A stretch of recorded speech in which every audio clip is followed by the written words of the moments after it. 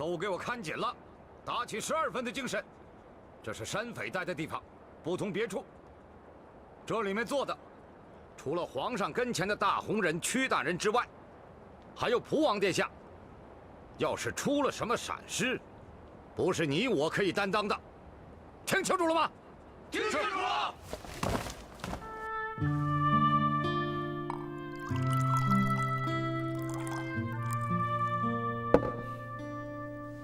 南陵，你说的没错，这里的确有上好的女儿红。这杯我敬你。好，今天我就陪你喝个痛快。还有我呢，我也陪你。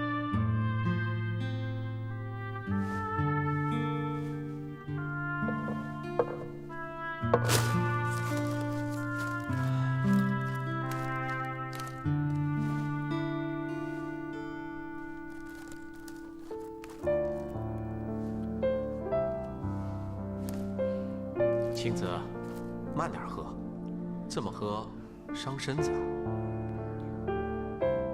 今天我心情好，黑风寨如此美意，我怎么能辜负呢？谢谢慕容姑娘，更要多谢蒲王殿下大驾光临。从此以后，我黑风寨定当竭尽全力报效朝廷。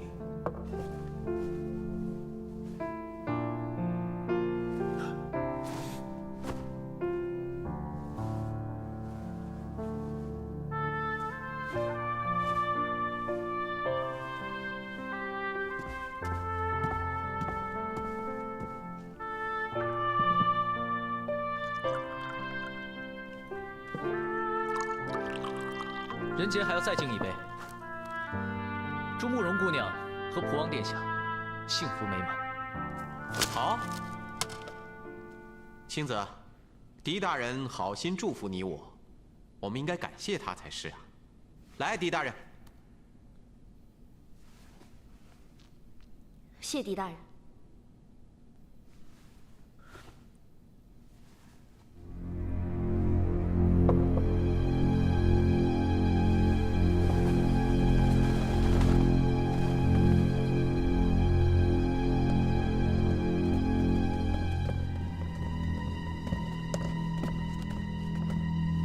我是铁骑王翰，这是将军赠我的龙渊剑。我是铁骑张昭，这是将军赠我的鱼肠剑。我是铁骑赵成，这是将军赠我的战卢剑。宝剑赠兄弟，义气冲云天。我们要誓效将军。敌人攻到了城门，兄弟们拿起手中宝剑，骑上战马，随我一起奔赴沙场。兄弟结义，在剑台，宝剑为证，誓为盟。这戏排得好，真是应时应景啊！全当为大家助兴。三娘，无形敬礼。好，这酒敬得有意思。来，干！站住！聚义堂现在禁止入内。这位大人，在下也是黑风寨邀请的客人，只是来晚了。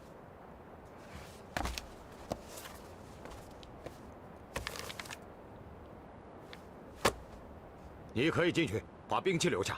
来，谢大人。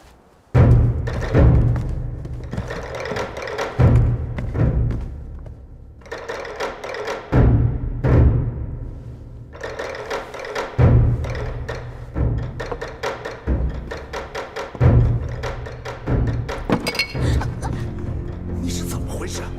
这么不小心！哎，师爷，算了吧，他也是无心之过。殿下，恕臣失礼，先出去整理一下衣衫。屈大人请便。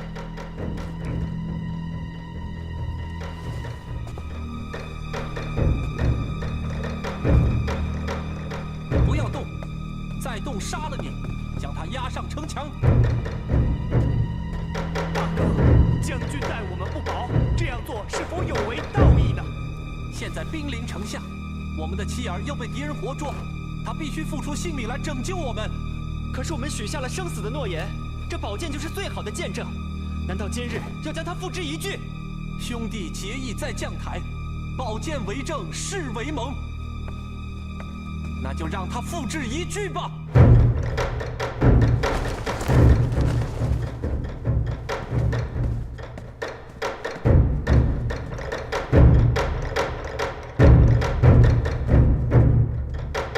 你们这些伶人，简直是胡编乱造！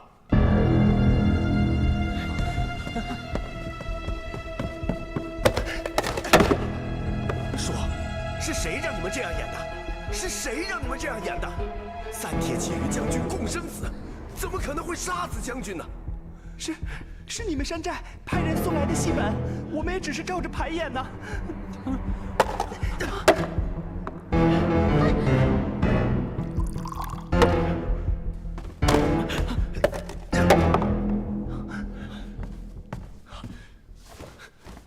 普王殿下，是有生安排不妥，失礼了。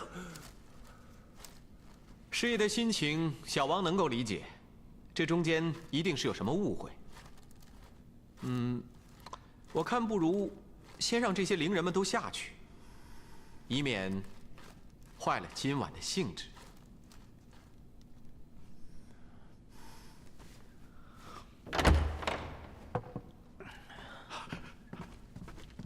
殿下，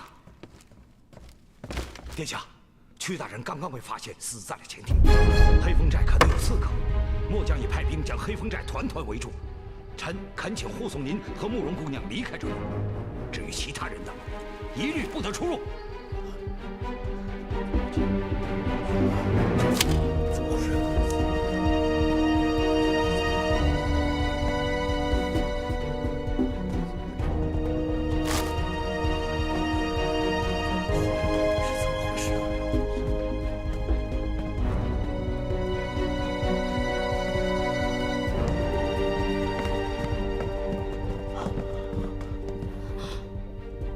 武殿中的龙渊剑，龙纹盘环，的确没错。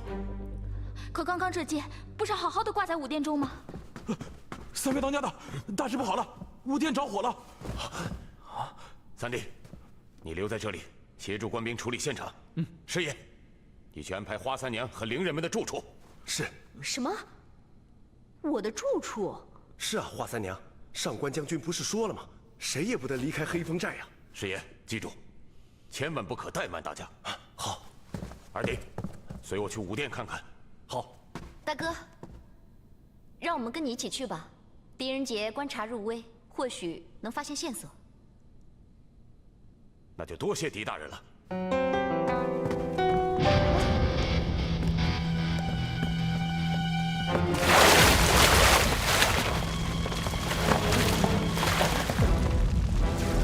怎样？宝剑是否安好？大当家，宝剑不见了，只剩下劲枪。什么？本是有情有义，结局也皆大欢喜。可惜啊，可惜，一场好戏演砸了。我们真的要离开吗？你在想狄仁杰啊？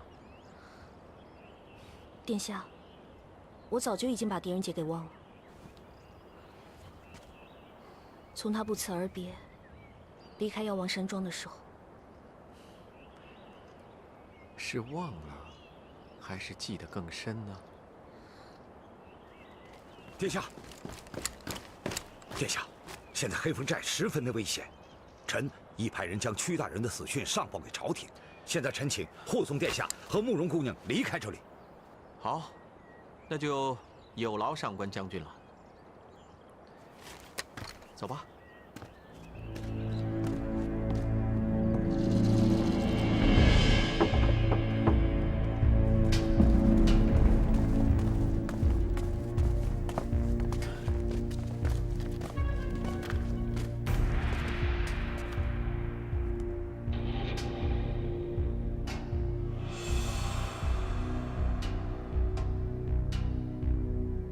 究竟是何人盗走了宝剑，还杀死了屈大人？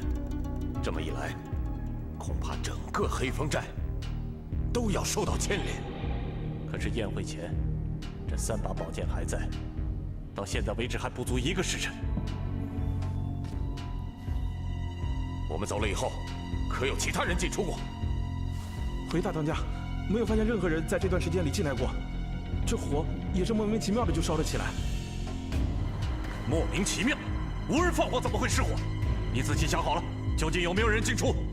二当家，请你相信我，真的没有发现任何人。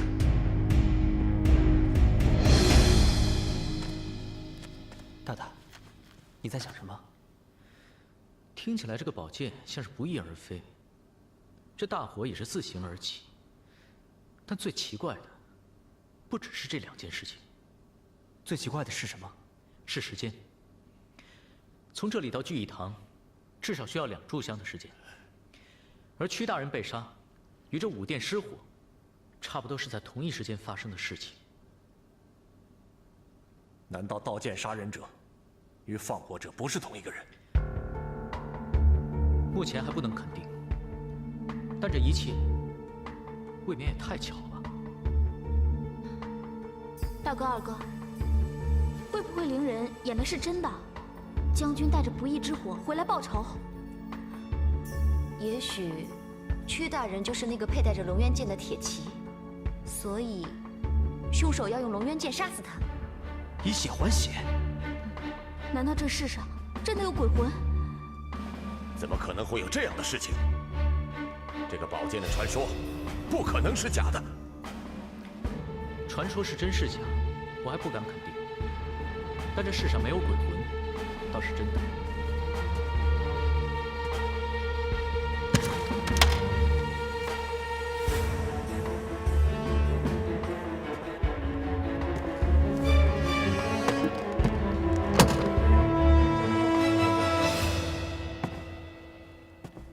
屈大人被杀之前，可曾看到有可疑之人出入过聚义堂？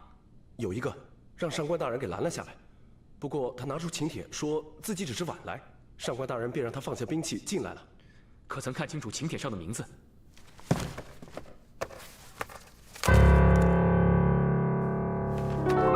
关胜。黑风寨似乎没有请这么一位人物。三弟，大哥，情况如何？已经检查过屈大人的尸体，并无中毒的迹象，确实是死于剑下。啊，武殿那边的情况怎么样了？火是救下了，但是3把宝剑全部失窃。这么说来，确实是盗剑行凶。三当家，你只说对了一半。剑确实是被盗，但却是不翼而飞。武殿的守卫说，当我们离开武殿之后，便没有人再进入了。也许进去的是个隐形人。隐形人？刚刚官兵言道，说有一个叫做大刀关胜的人来过黑风寨，不过在午宴上没有任何人看到这个人的出现。大刀关胜。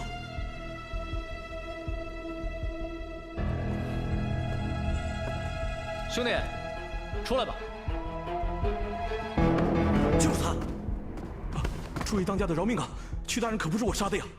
你就是关胜，你这请柬是假的，你还说你是凶手？这关胜进来的时候有没有带着剑？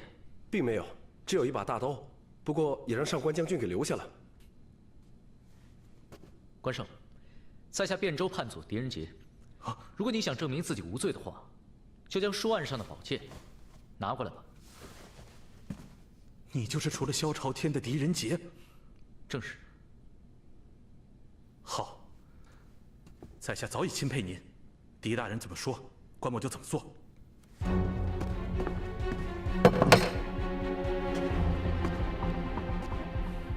关胜，你看看能不能把这把剑藏在身上？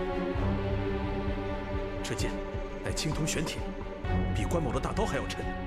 狄大人，你这不是为难关胜吗？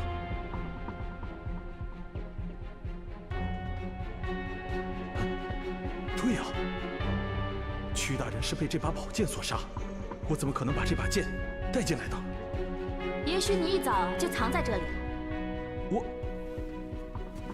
温宇，你觉得呢？我觉得几乎不可能。关胜没有这么好的轻功。这跟轻功有什么关系？我们到武殿的时候还看见那3把宝剑，就说明那3把宝剑是我们走之后失窃的。我们到聚义堂后，这里被官兵把守，进出都会被看见。所以关胜要预先放箭，就要在我们到之前把剑藏好。也就是说，他要在我们从武殿到聚义堂的路上完成偷剑、到聚义堂藏剑这3件事。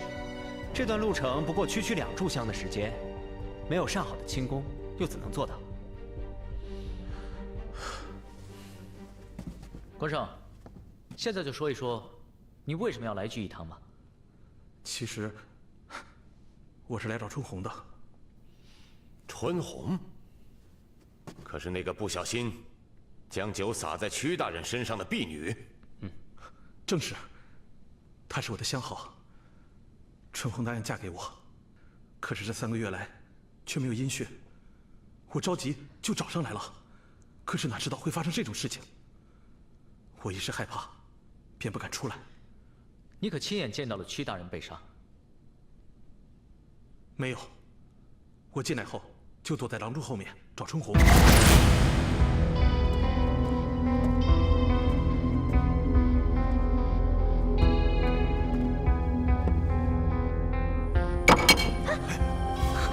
你是怎么回事？这么不小心？算了。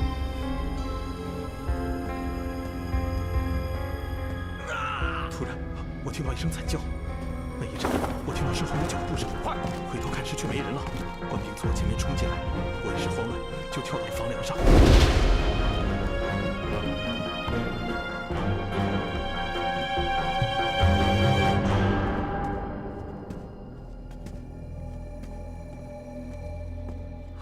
你怎么在这儿？春红，你可认得他？认得，我去年下山买东西被歹人锁劫，就是他救了我。春红，为什么你要失约？不是说好这个月初5就成亲吗？这不正赶上招安吗？我想等过了招安再说。大当家承诺，寨里每个人都能分到一笔赏金的。我的确是希望寨中每一个人都有好日子过。这招安之后，能够分一笔钱给大家，没想到竟然让大家都受到了牵连。大哥，这并不是你的过错，害人的是那个凶手。如果关胜说的都是真的，那这凶手必定是在宴会之上。狄大人，关胜乃关二爷的后人，说话从来不打马虎眼。好，人家就相信你。关胜说他听到屈大人惨叫之后，就马上有士兵进来了。而这凶手如果逃走，定不会走前厅的大门，因为士兵就是从那里进来的。他不从前门走，还可以走后门啊。这的确是一个不错的办法，只可惜凶手并没有这么做，关胜却在不经意之间，将自己变成了可以证明凶手从未离开过的证人。我？对，就是你。你所听到的脚步声，就是凶手的脚步声，而你靠到廊柱，离那后堂至少有50步的距离。如果这凶手要去后堂，他怎么可能在你转身的时候就突然不见了？答案只有一个，这凶手定是进入了宴会大厅，就证明这凶手就在赴会人之中。而他特意赶回来，就是为了减少自身的嫌疑。大当家，大当家，花三娘和伶人们都已经安排好了，我把废弃的阁楼叫人打扫出来，作为他们的落脚之地，还算宽敞舒服。你赶快去，派人看住阁楼，不得再有任何人随意进出。为什么，大当家？这样恐怕会得罪客人呢。刚刚花三娘已经十分不满了。凶手很可能就在这些人当中，如果逃了，咱们整个黑风寨都担当不起。啊，好，我马上就去。等等，师爷，你也给他在阁楼安排上一个房间。狄大人，为何如此？我不是已经没有嫌疑了吗？你说的话未必100%都是真的，所以委屈一下。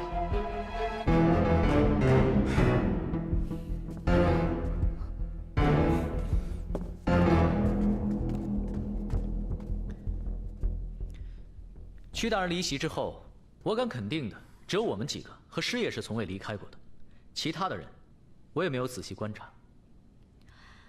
还好你记得我们，我还以为你光看他了呢。洪金，我的确留意他很久了。你，狄大人，你和洪金说的是？是我。大当家不好了！大当家不好了！阁楼那边打起来了。走，出手！大哥，三娘那么听师爷的安排。我好心好意来祝贺，却要被你们关起来。金无形，你这是什么意思？三娘，屈大人死在聚义堂，众人皆知。要关你的不是我黑风寨，而是朝廷。现在就连整个黑风寨都被围了起来，在场的每一个人，都跟坐牢一样，所以还望三娘谅解。谅解个屁！我在席间一直跟二当家的说话，从未离开过半步，又怎么可能杀死屈大人？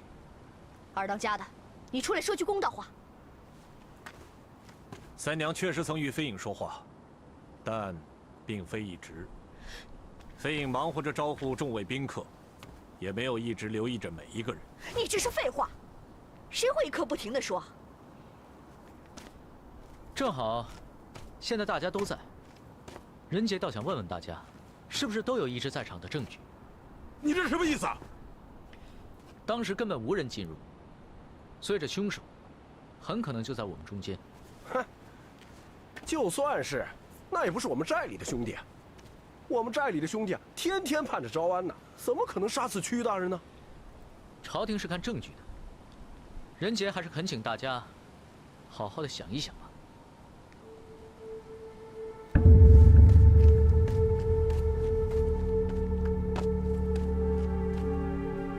你的伤好些了吗？没事了，多谢这位姐姐。大人，当时我们可是一直都在台上表演，这可是众人所见。这应该算是证据吧？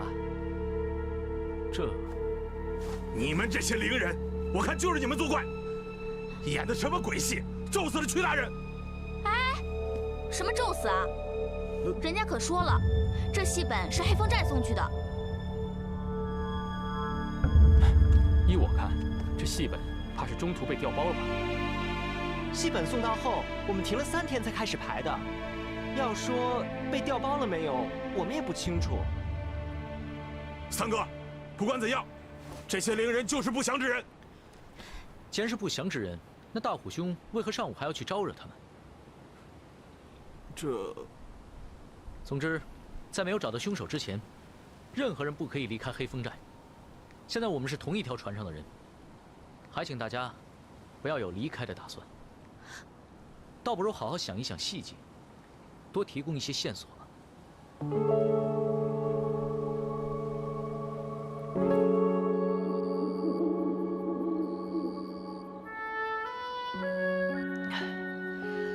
在这山上，有酒有乐，有知己的朋友在身边，本来是件很惬意的事情。是啊，但现在却是300多人的安危在系。如果朝廷真的攻上黑风寨，墨雨，你保护狄仁杰离开。那你和洪金呢？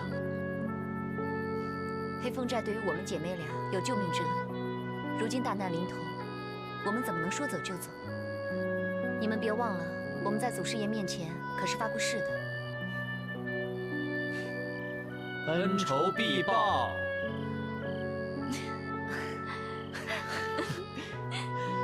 我们不在了，不是更好？省得某些人呐，耳根子不清净。哎呀，平时听惯了叽里呱啦，突然耳根子清净了，还真没什么意思。还有他呀，他现在叽里呱啦的本领，可不逊于我们哦。他是跟你们在一起才这样，他一个人的时候，那叫金口难开。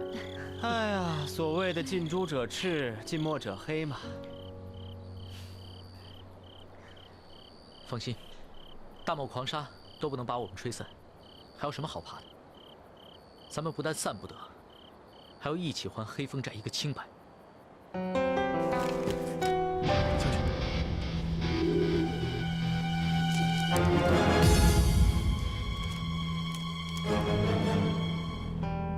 如果公然与朝廷对抗，那我们无疑是以卵击石。可是现在逃跑也不行，朝廷的军队已经将山寨团团包围。难道除了攻和逃之外，就没有其他的办法了吗？还有第3个办法。狄大人，还有什么办法？是啊，既不能攻，也不能逃，难道我们要坐着等死吗？当然不能等，我们要拖。拖？我们势单力薄，如何能够拖住朝廷大军呢？人杰并非是让大家拖住朝廷大军，而是要拖延时间。所以不能跟官兵开战，要想办法拖住他们。对，而且不能伤害朝廷的一兵一卒，否则就是公然反抗朝廷。还要拖的时间越久越好，有利于我们找出凶手。可是现在山下号角一响，我们所剩的时间恐怕已经不多了。三当家，时间不能靠朝廷给，而是要靠我们自己争取。师爷，可有黑风寨的地图？有，在那里。诸位兄弟，兵部侍郎屈大人死在了黑风寨，这表明黑风寨对朝廷的招安毫无诚意。我等现在就奉皇命剿灭黑风寨。现在号角已吹过3遍，黑风寨里除了老人、女人和小孩之外，其他山匪一律格杀无论。是。官军来了！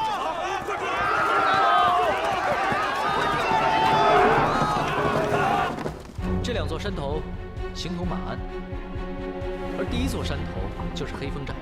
从这里到山谷颇是陡转，如果让官兵以为我们黑风寨众人都躲在这山谷当中，便会将他们引入到山谷之内。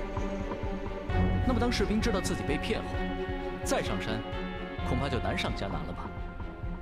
可是朝廷派了那么多官兵，把他们全都骗到山谷里，谈何容易？再多的士兵，也只相信一个将军的话，所以我们没有必要去骗他们，只要骗得过上官将军就可以了。3位当家，你们可愿意相信人杰？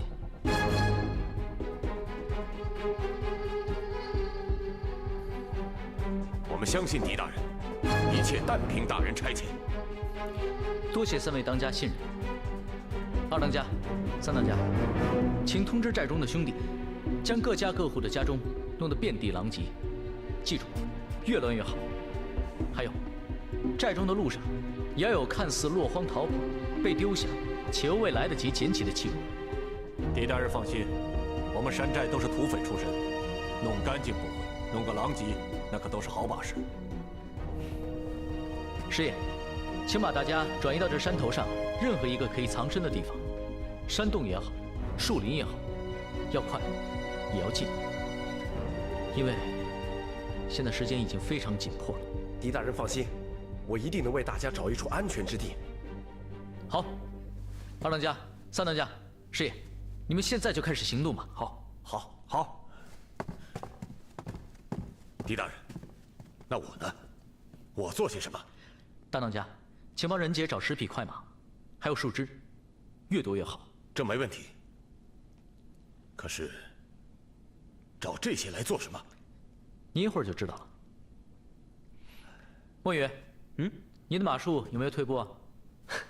比上次赢你时还要再稍好一些。红线蓝绫，你们呢？傻书生，你有听说过飞贼不会马术的吗？是啊，要不然怎么逃跑啊？好，大当家，我们现在就去引开官兵吧。好。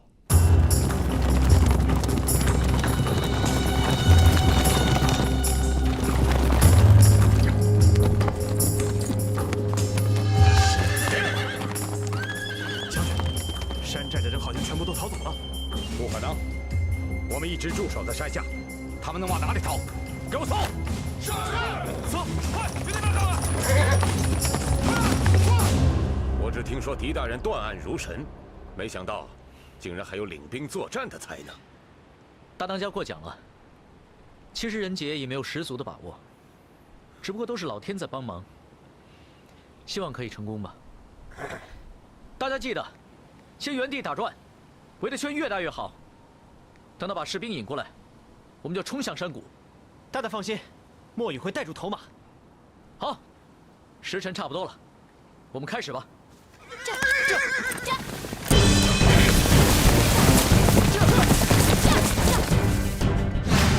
将军快看，那里好像许多马匹在奔走的样子。难道黑风寨的人要骑马从后山逃跑？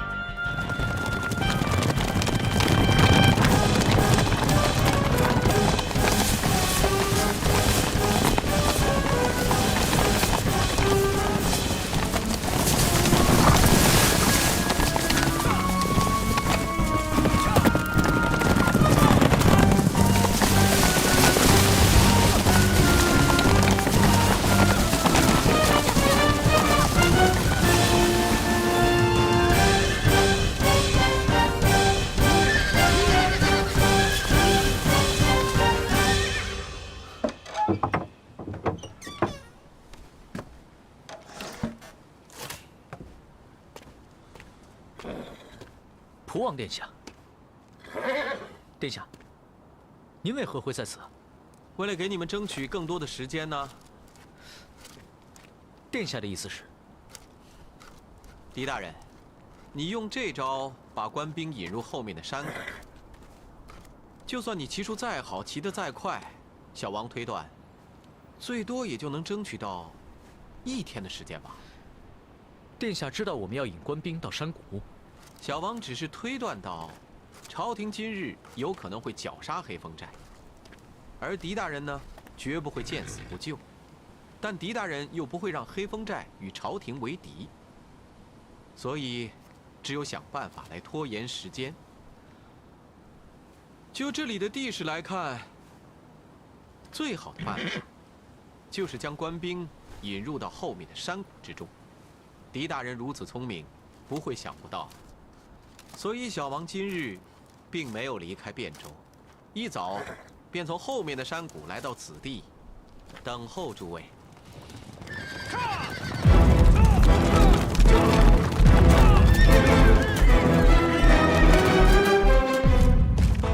末将参见殿下。将军免礼。怎么只有5个人，10匹马？原来如此。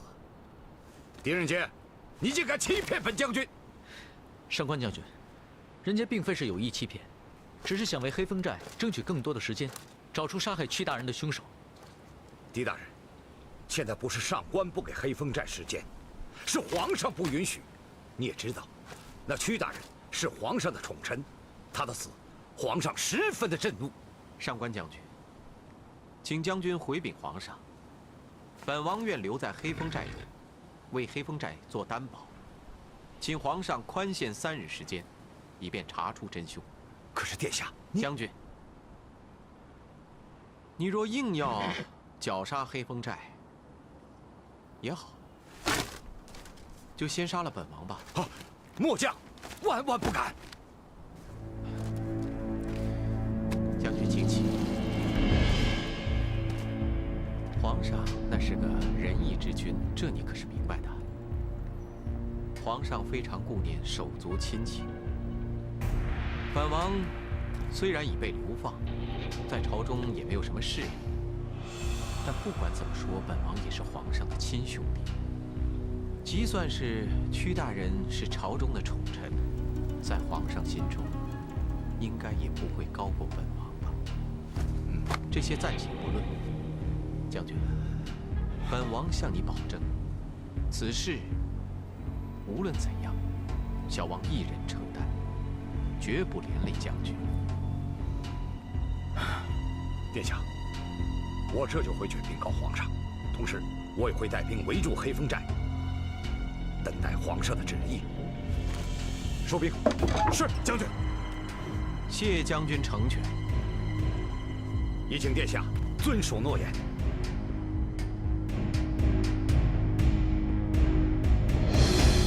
狄大人果然是神算呐，官兵果然中计。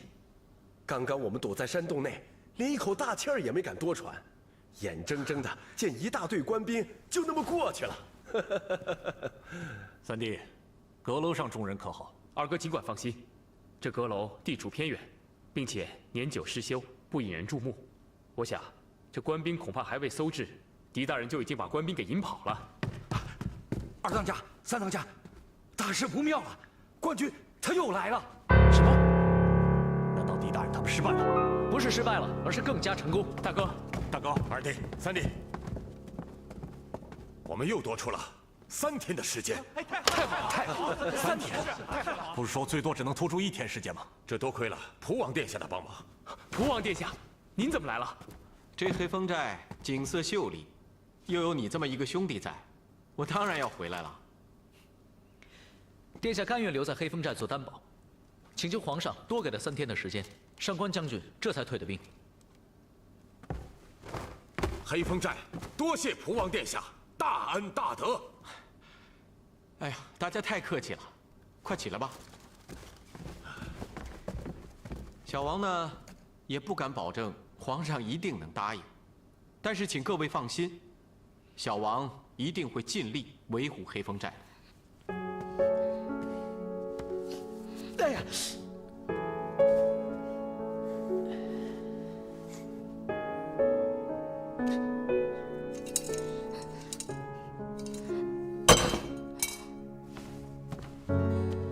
茶壶又没得罪你，你跟茶壶置什么气啊？行了，我去倒水，省得你为难他。无端端又冒出个蒲王，这有什么不好吗？黑风寨又多出3天时间，恐怕无端端冒出来那个让你生气的人，不是蒲王吧？既然你这么说，那我不妨直说，那个慕容清，我们在大漠的时候就差点被他害死，现在还阴魂不散，又借着蒲王的名义出现，谁知道什么目的啊？说不定，这黑风寨的一切都是那个女人搞出来的。红巾，慕容姑娘不管干什么都不会伤害大大，而且大漠一事，我们也没有确凿证据。你们这些男人啊，见到漂亮女人就晕，哪儿分得清楚什么好坏啊？不管你们信不信，反正这个慕容清绝对不是个简单的女人。不简单的不是慕容清，而是蒲王。但不管怎么样，我们多了3天的时间，还是件好事。哎呀，沙书生，你是不是吃醋了？出来这么一个既潇洒又聪明的人物，不仅抢了你的女人，还抢了你的风头。狄仁杰只喝酒，不吃醋。酒喝多了容易醉，就像漂亮的女人，看多了容易晕。啊，还是喝点茶，消暑解郁的好。原来最可怕的不是漂亮女人，而是聪明的女人呢。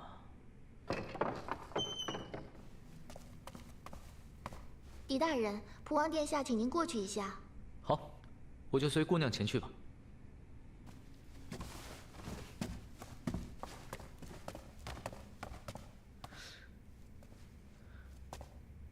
黑风似乎在阁楼待了1天1夜了，如果真凶就在里面的话，一定会有所动静。3天的时间并不多，我们要抓紧。你们去查问一下，将口供记下来。大大放心。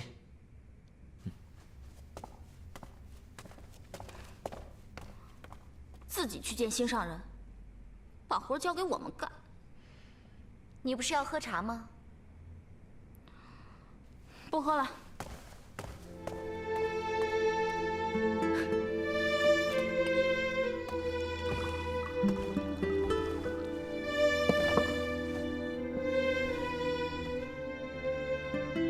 大漠一事，你是否怀疑慕容清？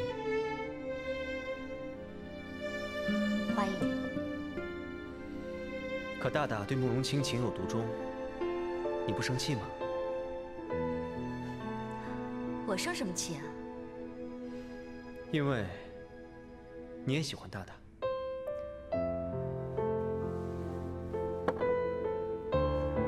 我跟红巾有过约定，绝对不会再争同一个男人。可是，人怎么能管住自己的心呢？喜欢什么人，根本由不得自己。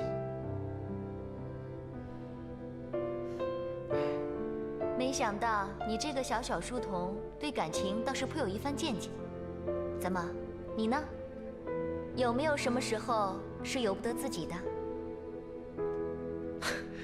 我嘛，都是理论，理论而已。大大跟慕容姑娘的事，你真的不生气吗？生气又有什么用呢？再不可思议的事，都有水落石出的一天。人心也是。好一句人心也是。行了，狄仁杰交代的事赶紧去办吧。我也想看看这阁楼里到底有什么新文章。可是红巾，不用管他，红巾自然会忍不住跟着咱们一起去的。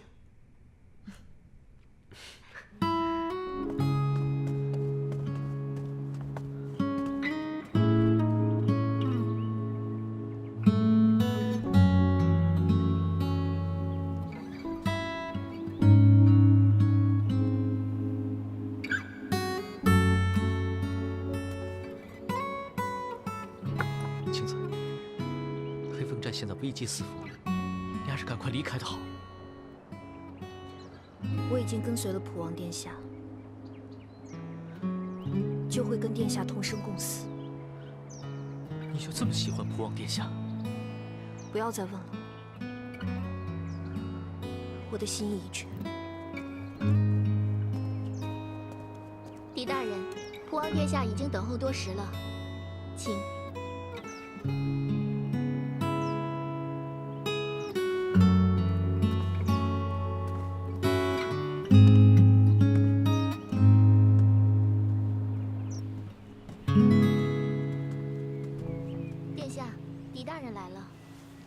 下去吧。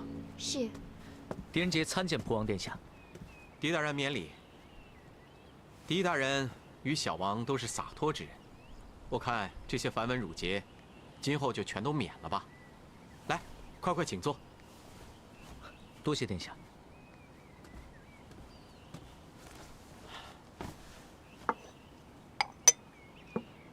小王正好刚刚煮了一壶天地醉，愿与狄大人一起品尝。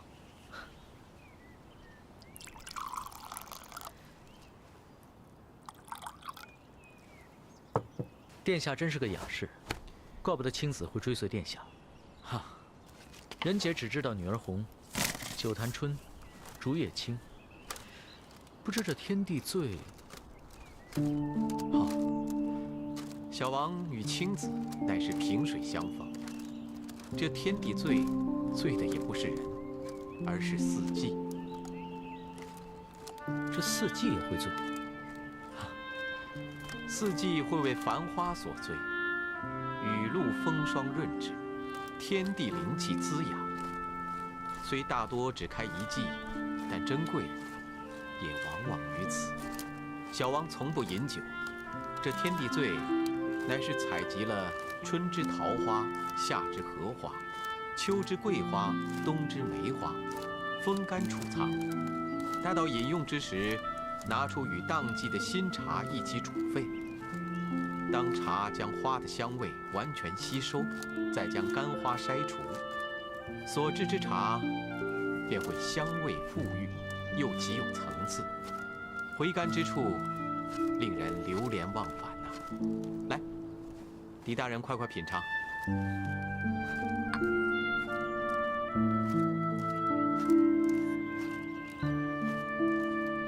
怎样？殿下，这花香沁脾，仁杰醉了，但从未醉得如此清醒。好啊，看来狄大人的确是与官场上那些浑浊之物不同。小王还真是相见恨晚呐。我给二虎作证，二虎没有出去。我给三虎作证，三虎没有出去。我给大哥作证，大哥没有出去。你们别难过了，我知道，屈大人出去的时候，你们在舞台上表演，根本没有时间杀死他。你们不要害怕，现在把你们关在这里，也只是权宜之计。你们安心待在这里，要是谁敢再欺负你们，就告诉我飞鸿金，我一定不会放过他的。你们别哭了。请恕仁杰直言，这是仁杰与殿下第4次相见。可殿下对于仁杰来说，越来越像一个解不开的谜。那狄大人可否将这谜面说与小王听听呢？殿下潇洒优雅，更是有一种浑然天成的贵族气质。即便是来到黑风寨小住，也会锦衣华服，带着自己喜爱的书籍字画，甚至家具器物，并在这园中植满了鲜花。原本这一切让人觉得大费周章的事情，可在殿下的身上，却显得从容，且毫不为过。人杰潇洒，却怕为潇洒所付出的代价。所以人杰不明白，如此潇洒自由的殿下，为何会为了黑风寨而以身犯险，自顾自尽呢？不瞒狄大人，小王流放多年，足迹遍及大江南北，交友无数，但没想到，懂我的人却是狄大人。但有一点，狄大人却不知。这么些年，小王早已做到事事顺天应时，包括小王这条性命。顺天应时。我华三娘以我项上人头保证，整个宴会从未出去过。至于其他人，我什么也想不起来了。不过琢磨一宿，我倒觉得那些伶人们演的是真的。黑风寨2个字，虚无。狄大人也许有所耳闻，太宗在世之时，小王曾深得太宗的疼爱。因小王喜好文学，父皇便为小王在府邸设置文学馆，召集天下有名文士一起编纂《扩地志》。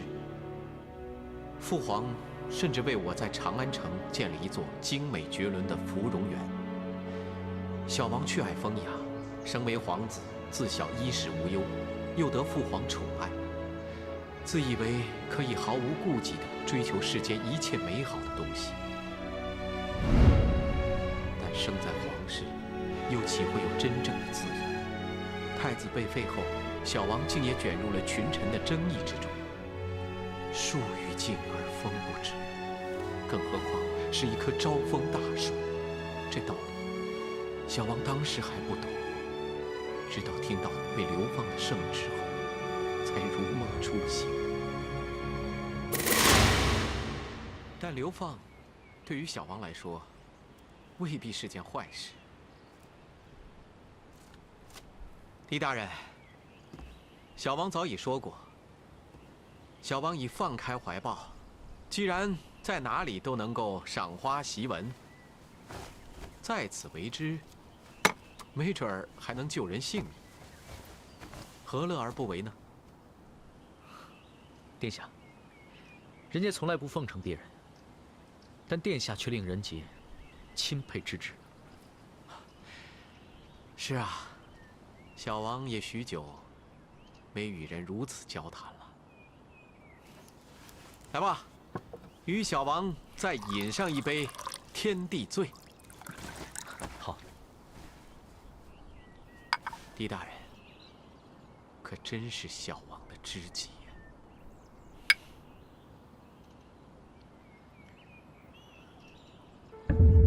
我我昨天可什么都说了，屈大人的死真的跟我没关系。你们怎么又来审我？昨天是昨天，现在又过去了一天，这里可有什么特别的动静吗？这里吞吞吐吐，再不说我割掉你舌头啊！就算你不是凶手，如果真凶找不到，你一定要死，因为朝廷已经下令剿灭黑风寨。我说，昨天这里确实没有什么动静，但是有人编下话串供。这样看来，如果关胜所说属实，这凶手必在宴会之上。我也这么认为。而且关胜没有撒谎的必要。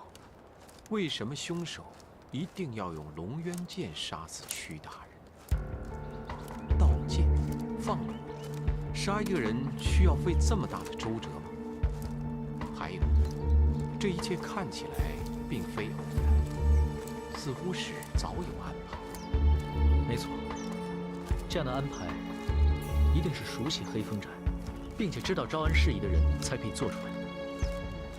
所以人杰肯定着凶手一定在宴席之上，而凶手大费周章的去杀人，是为了制造一系列的不可能来掩人耳目。不可能，没人进出便忽然失火的武殿，不可能在没有人进出的情况下便失窃的宝剑。还有一个不可能，就算当时大厅再昏暗，也绝不可能有人拿着龙渊剑到宴席上杀人，然后又回到席中。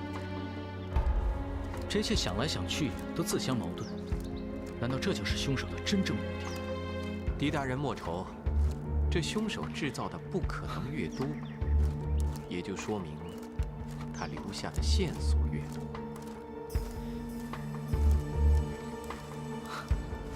殿下所言甚是，凶手虽然聪明，但恐怕最后聪明反被聪明误。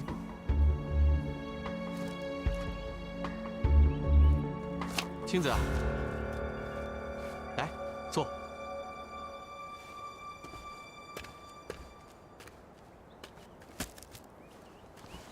狄大人，小王在游历途中遇到青子，是他把小王风湿痛的陈年旧疾给治好了。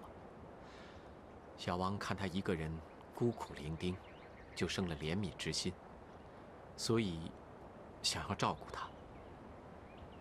对了，青子曾经跟我提起过，你们好像一起在药王谷学医啊。啊，没错，慕容姑娘曾经教过人杰医术，说起来还算是人杰的老师呢。狄大人言重了，慕容清怎么敢当狄大人的老师呢？狄大人志存高远，心中只有科举，药王谷对狄大人来说实在是太小了。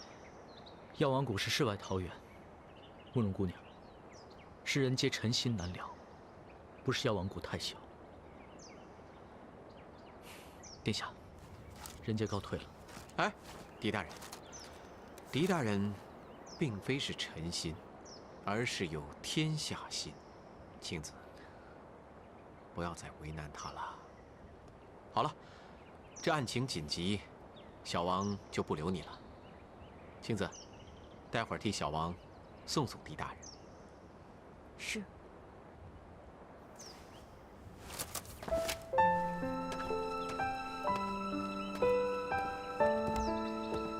人杰原想问你，为何要嫁给蒲王殿下？看来现在无需再问了。殿下确是极其难得的人物，任谁都会被吸引。倘若黑风寨平安无事，人杰相信你跟殿下一定会幸福的生活的。我生活的幸不幸福，跟你无关。人杰的确无权过问你和谁在一起，但在沙漠的时候，你为什么要利用我的感情？狄仁杰，我们约定好，彼此再也不过问彼此的事情。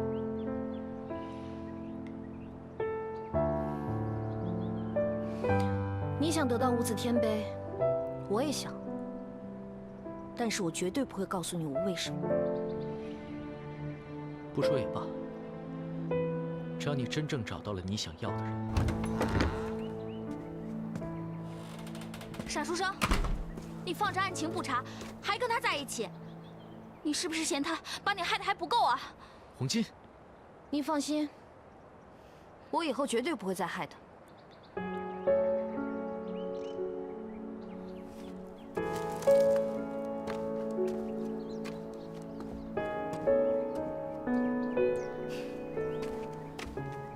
青子到底在想些什么？为什么我越来越看不清？你看什么呀？告诉你，我们查到昨天谁有可能离开过宴席了。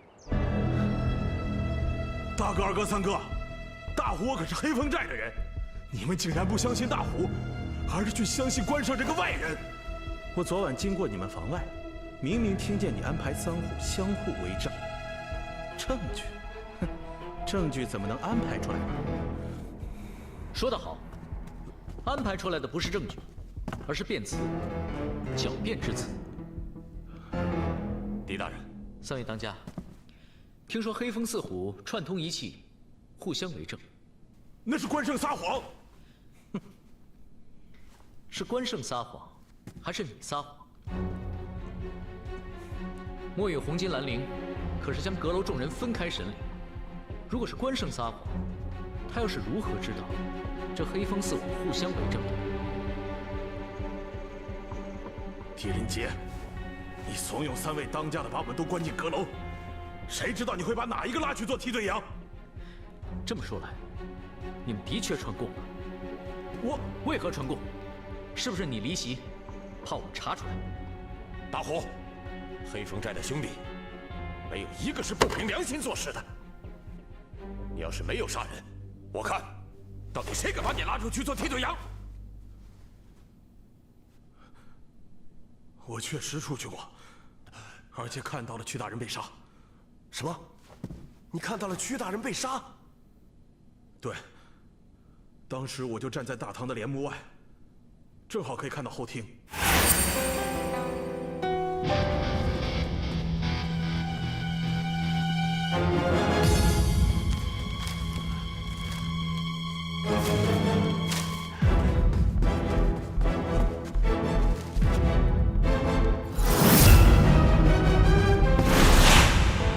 你为何跟着屈大人之后离席？我是想给屈大人送礼，看看能不能在朝廷打开一些门路，招安后也能混个一官半职的。哼，又是为了招安，这招安本是为了安稳，没想到人是安稳了，心却被搅乱。大虎，你可是亲眼看到了一个黑影？对，是一个黑影。你撒谎，怎么会有黑影呢？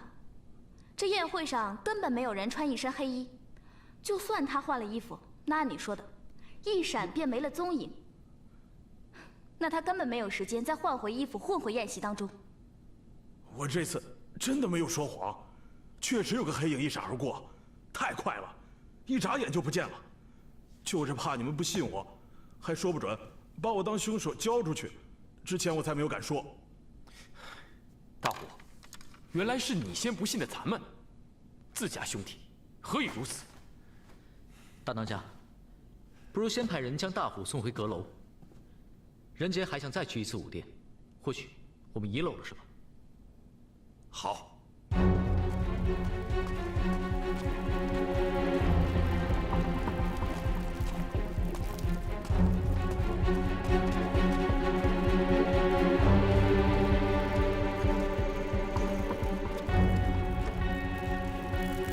其实，今天是将军和三铁骑的忌日。不知大家相不相信伶人们所演的故事？这个故事的真假，无形不知。但是，我知道何为忠义。这两个字，从我当上黑风寨大当家的时候，我就从来不敢忘记。黑风寨这么多年，劫富济贫，从不错杀一人。飞鹰以为，即使伶人所演的故事是真的，那么这笔血债，也不该由黑风寨来承担。大哥、二哥，你们放心，狄仁杰一定会帮忙找出真凶的。是真有其事，还是有人编造故事另有图谋？到时候便知。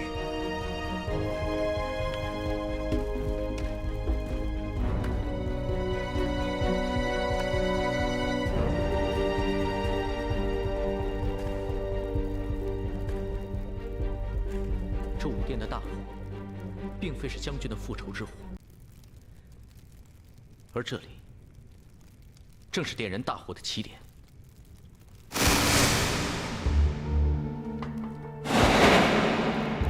没错，大大。我记得这两边堆放了许多剑，但现在却都烧成了这样。烧得如此彻底，正因为这里就是大火的起点。接着，火势蔓延，但烧到了这里，就停住了。因为这里没有什么东西可烧了，况且守卫发现及时，进来救了火。真正救火的人，并非是守卫。 这火是什么时候开始燃的？燃到了哪里？燃到了什么程度？都是事先已经有人设计好的。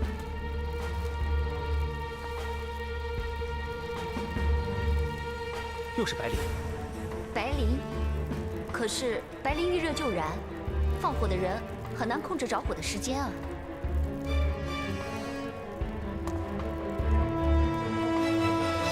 虽然是事先有人设计好的，但将其点燃的。 并非是人，并非是人，又只烧到这里，难道真的有将军的鬼魂？大哥，你不是说今天是将军的忌日吗？虽然将其点燃的并非是人，但也不是什么将军的鬼魂，而是这铜像的护心镜。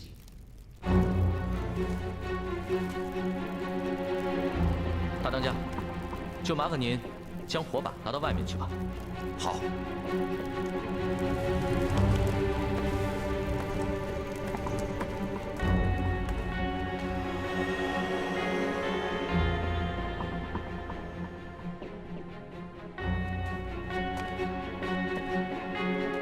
当时的护心镜和现在的差不多，白天的时候所有的东西都是亮的，所以不明显。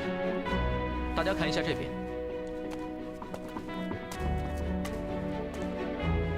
燃烧的一面是见不到光的一面，它可以通过这个护心镜将光线反射到这里。大家想一想，晌午时分，光线直射进来，再由这个护心镜反射到剑堆上，剑堆的温度越来越高，白磷自然就会点燃。原来。 凶手是利用太阳照射护心镜的时间和反射光线来控制大火的，真是精心设计啊！凶手如此处心积虑地放这么一场大火，究竟是为了什么？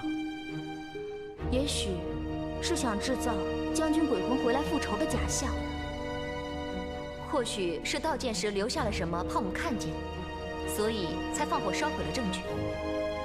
不要忘了，大火燃烧的时候。 和屈大人被杀是同一个时间，所以我怀疑这个大火一定跟盗剑有关。但之间有什么关联，仁杰现在还没有想清楚。他很好的掌控了时间，所以我怀疑，设计武殿大火一案的人，必定是熟悉武殿的人。现在疑犯中，对武殿非常熟悉的，也只有黑风四虎了。 不管怎样，我们现在离真凶又近了一步。不知朝廷怎么样？能否多给黑风寨一些时间？河南道大旱，奏请朝廷免除1年赋税。陇右道盗匪猖獗，恳请朝廷出兵予以剿灭。大人。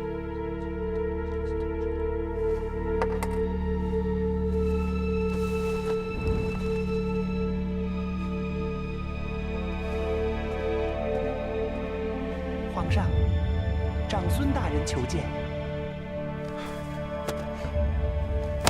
宣。是。宣长孙大人觐见。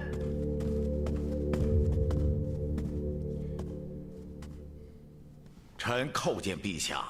长孙大人，不知这么晚来找朕，所谓何事？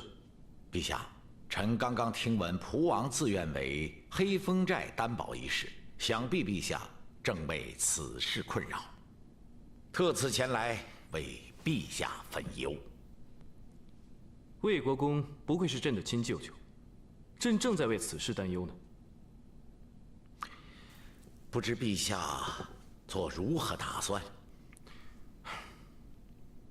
朕只想让蒲王速速离开那山匪聚集之地。依朕之见，不如再派人去招安。屈大人一案可以慢慢审理。重要的是蒲王他……陛下，不知陛下是否知道蒲王是自愿为黑风寨担保的？朕知道。蒲王为人一向宽厚仁义，朕听闻黑风寨三当家是他的好朋友，他怎么会见死不救呢？蒲王连山中的悍匪都能交为朋友，陛下，真觉得蒲王是宽厚仁慈吗？他这是笼络人心。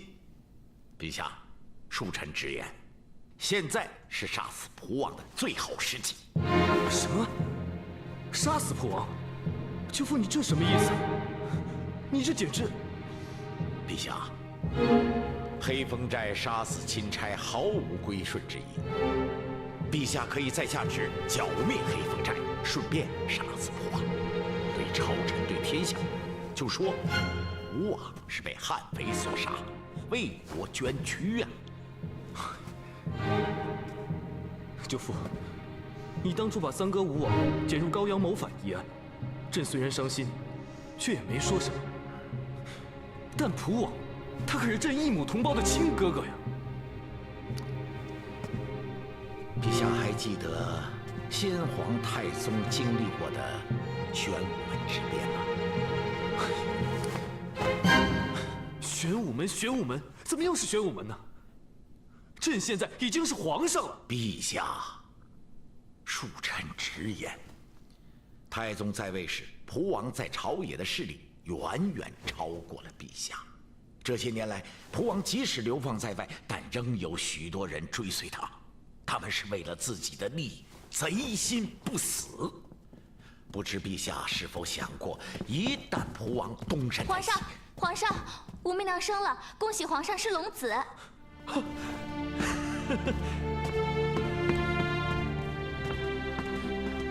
皇上，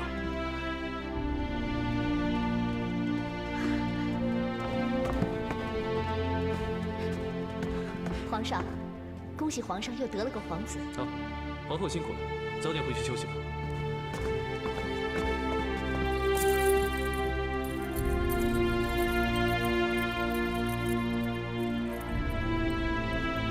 参见皇上。臣妾参见皇上。媚娘辛苦了。皇上，这个孩子得来不易。皇上给起个名字吧。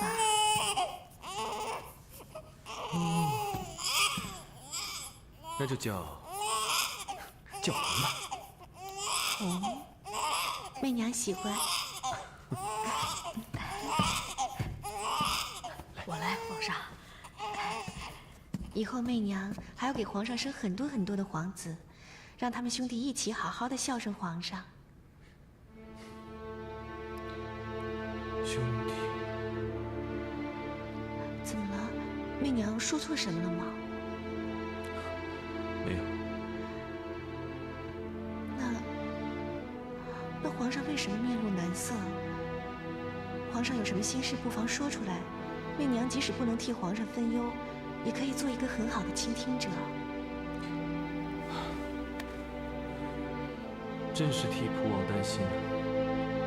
朕派去黑风寨招安的钦差离奇被杀，朕本来和大臣们决定要绞杀黑风寨，但是蒲王以自己做担保留在黑风寨，还要朝廷给他们3天时间找到真凶。那皇上是在犹豫要不要答应蒲王的请求？事关蒲王安危，朕本来决定答应了，但是刚刚长孙大人过来找朕，劝朕要警惕蒲王，还要朕趁机除掉蒲王。那皇上怎么想？媚娘，蒲王可是朕唯一的亲哥哥呀。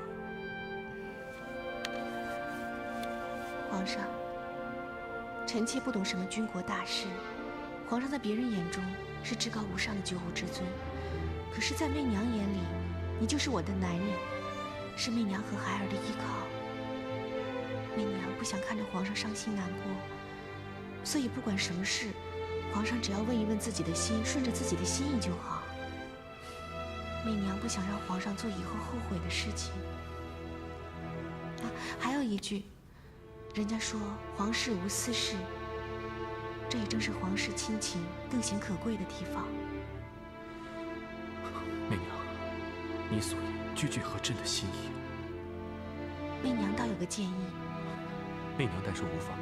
既然是疑案，不如让狄仁杰去查办，请皇上再相信狄大人一次。其实，狄仁杰此时正在黑风寨。那太好了。皇上就把此案全权交给狄大人查办，相信狄大人一定会查出真凶，并且确保蒲王的安全。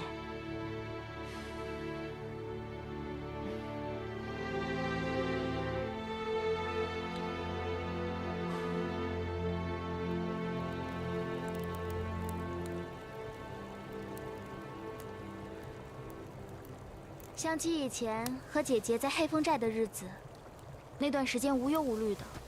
真是快乐。究竟是什么人跟黑风寨有仇？我只听说过有人来黑风寨报恩，还真没听说过有人报仇。如果伶人所言是真，那所有的情况都得倒过来。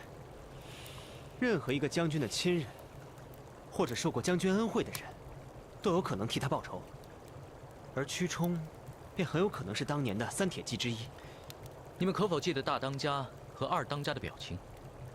还有失忆，他们的心里肯定藏着秘密。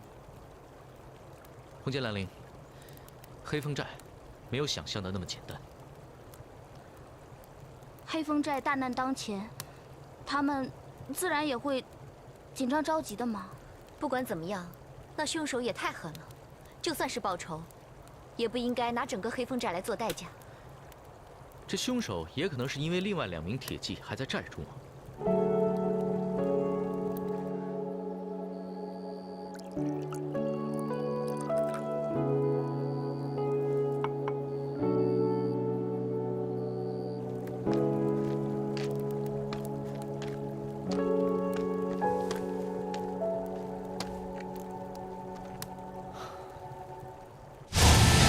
没想到你来慕容山庄学医只有短短2年时间，就进步如此神速，真是个难得的学医奇才啊！人杰的今日所得，多亏姑姑和慕容姑娘平时的教导。狄仁杰，我想把慕容家家传的悬丝神针传授给你。不过，这祖上传下来的规矩，这门绝学可是不能传给外人的。姑姑，人杰没有觊觎绝学之心，只是希望能够把医术学好，以后可以治病救人，这样人杰就已经心满意足了。你是知道的，青子啊，是我慕容家唯一的骨血。我看你们2人平日十分要好，所以我想把她许配给你。人杰，待你们2人成亲之后，我便把这门绝学传授于你。我已经决心闭关修行，不问世事，而你便会成为药王山庄的新主人。姑姑，你怎么自作主张，也不问问我的意见啊？这么说，你是有意见了？哦，不是。姑姑，人杰感谢您的美意，但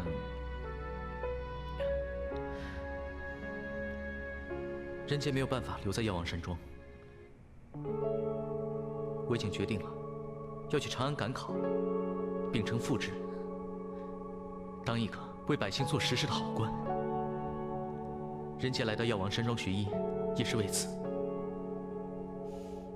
狄仁杰，我原以为你虽出身仕宦之家，却是个淡泊名利之人，可没想到你也是个追名逐利之徒。我告诉你，我药王山庄在江湖中地位非凡，庄园主人的地位与将相无异。况且呢，这江湖要比官场自由得多。二者取其一，你是个聪明人，我再给你些时间，好好想清楚吧。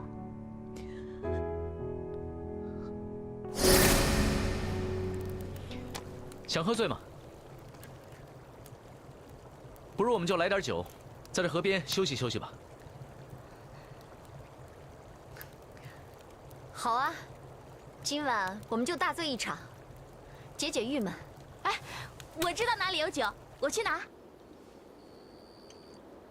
狄仁杰说他很喜欢这天地醉，还说他从未醉得如此清醒优雅。来，青子，你也尝一尝。殿下，青儿不想喝茶，青儿想喝酒。青子，你知道本王从不饮酒，又到哪里去给你找酒啊？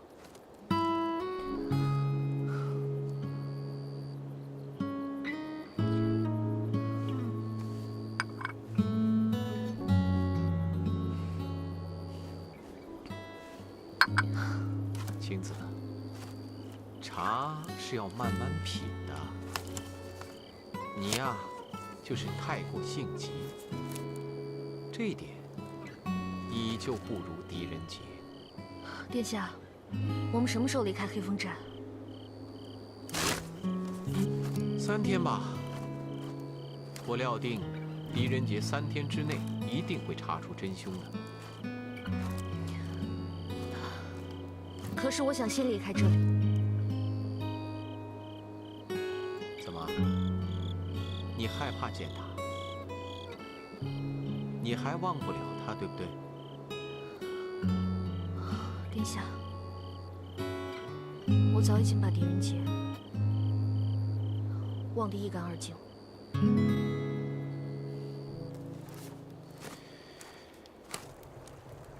你说，如果这3把宝剑的故事是假的，那他为什么还要编一个如此忠义可嘉的故事来骗人呢？为了掩饰，也为了让自己的内心好过一些吧。春红为了分到招安的好处，却负了关胜的约，使关胜沦为嫌犯。黑大虎表面上跟黑风寨所有人都打成一片，称兄道弟，义字当头，但是关键时刻，对黑风寨却一点都不信任。现在，就连黑风寨上下所有人都信奉的故事，都有可能是假的。哼，这世界还真是荒谬。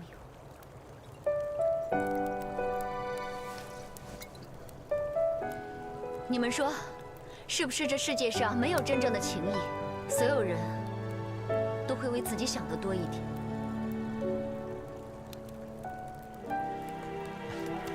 酒多伤身，这世间还是有真情的。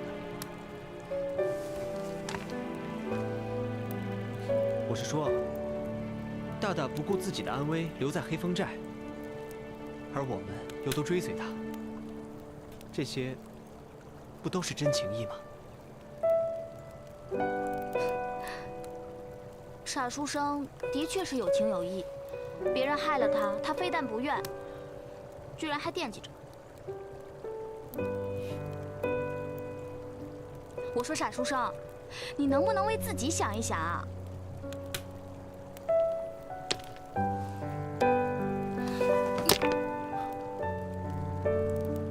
干嘛？我说，你能不能为自己想一想？也许当年就是为自己想的太多了。你当年就是为自己想的太多，而辜负了心中喜欢的人。而这个人，就是慕容清，对吗？狄仁杰，你可以后悔。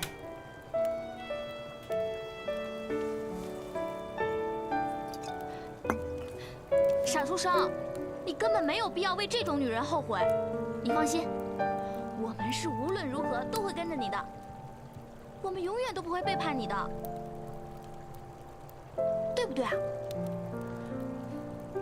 跟着我啊？那你们可要想清楚了。我好像不管走到哪里，都爱遇到麻烦事。你不是爱遇到麻烦事，你是爱管麻烦事。也就是因为这样，我们才心甘情愿地跟着你。对，我们就是要跟着你管麻烦事，做个麻烦人。不是，是做一个有情有义的人。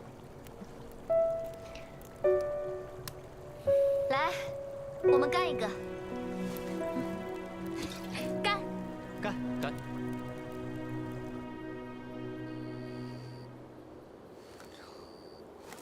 青子，要当心啊！人在失意的时候，饮茶也是会喝醉的，那是因为你的心想醉。那就让我喝醉吧。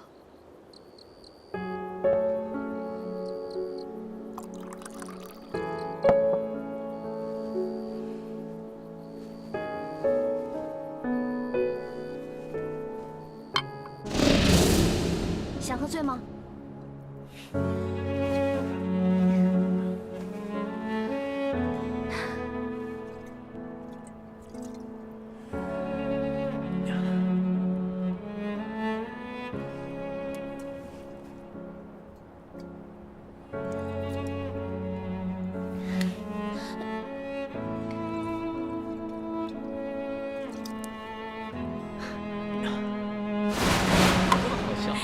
你看看，居然笑成这样。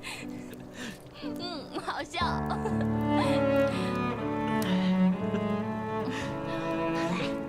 我们再喝一点，干杯！干杯！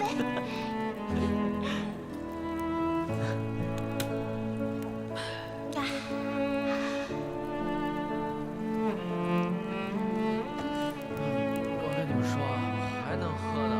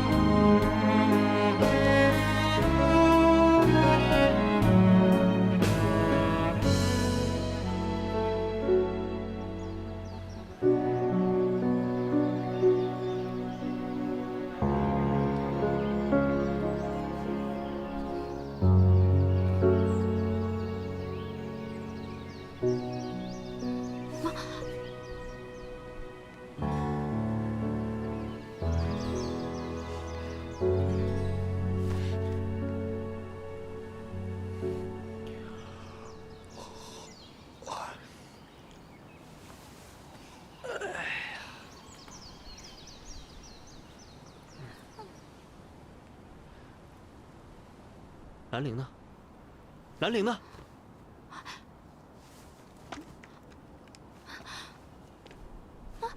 兰陵！沙书生，你快醒醒！兰陵姐姐不见了！兰陵！姐姐！兰陵！姐姐！狄大人，狄大人，大当家他被人杀死了。什么？大当家死了？没错，他被于长剑所杀。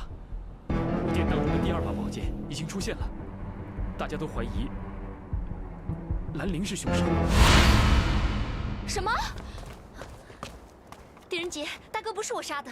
别着急，慢慢把事情说清楚。有什么好说的？我亲眼看见他杀了大当家。人命关天，你可亲眼看见？实话实说，无论你是看到的还是听到的，不能有一丝差错。是，二当家。我们到的时候，看见大当家已经趴在那里了，身边只有他一个人在。大当家，是你杀了我们大当家的！我没有杀人，当时的确就我一个人在，可是我并没有杀死他。大哥对我有救命之恩，我费兰陵一向恩仇分明，怎么会杀死他？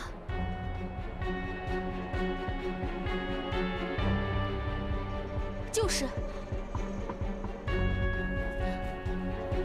墨玉以人格担保，费兰陵为人情深义重，绝非恩将仇报之人。我也可以替姐姐担保。是啊，兰陵曾经在我黑风寨待过半年，是我黑风寨的义妹。萧木也认为兰陵并非是这样的人。若不是他，那凶手在哪里？除非凶手会什么遁地术、隐身术。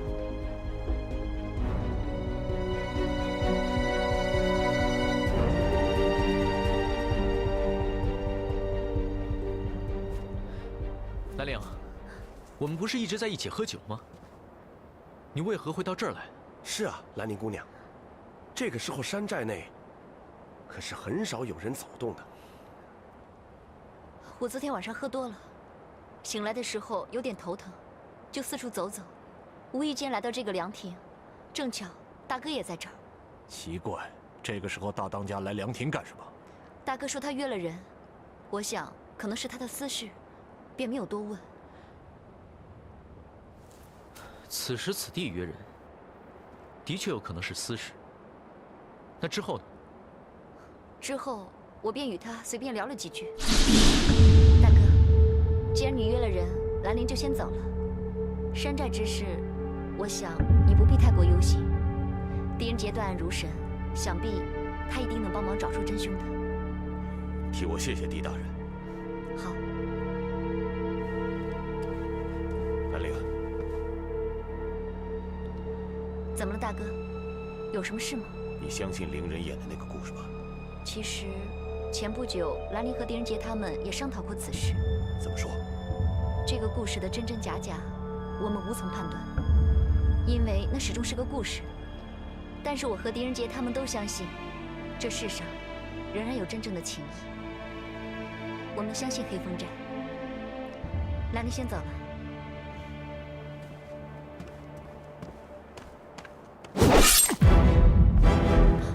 大哥，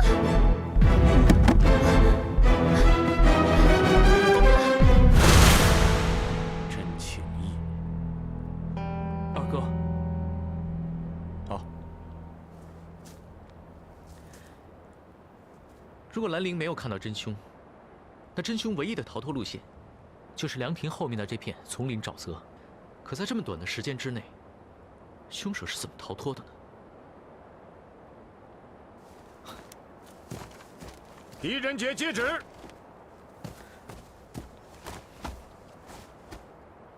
朝廷派屈大人招安黑风寨，屈大人却离奇地死在寨中，此诚然是对朝廷的大不敬。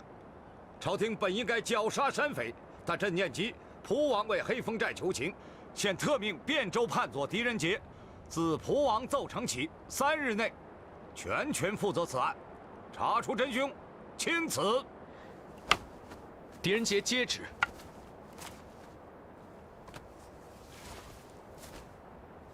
本将军已派更多的兵力驻守黑风寨，从即刻起，除了狄大人一人之外，其他人等不得擅自出入寨中。是。现在可是离时限还剩下2天不到，如果了明日子时再查不出真凶，我上官可要带兵攻入了。到时候，恐怕蒲王殿下也不能阻拦。人杰明白，多谢上官将军。告辞。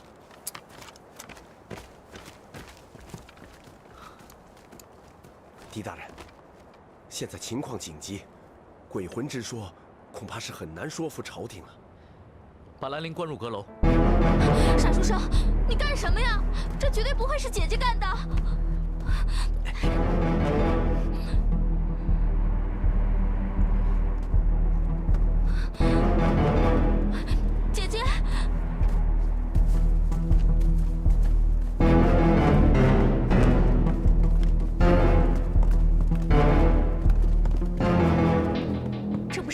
身边的人吗？难道也会有嫌疑？师爷，可不可以先把我放出去？万一凶手要是没找着，朝廷打上来了，我也好见春红最后一面。哎呀，你瞧你那点出息，为了那个女人，至于吗？还一天到晚说自己是关二爷的后代，我呸！哎，我怎么了？我爱女人天经地义，总比你天到晚想着怎么耍伶人强。你说什么？大虎兄弟，大当家被人害死了。什么？金无形死了？大当家怎么死的？大当家被人用鱼肠剑杀死在凉亭之内，剑穿胸膛，死得惨烈。鱼肠剑，那不也是武殿里的3把宝剑之一吗？难道和杀死屈大人的凶手是同一个人？师爷，是不是兰陵杀死的大当家？你别血口喷人，我根本没有杀人。大虎兄弟，现在还不清楚，只是兰陵刚巧也在凉亭之内，朝廷已经答应蒲王殿下的请求，特命狄大人全权负责查办此案。大家再耐心等1-2天吧。哎，师爷，这……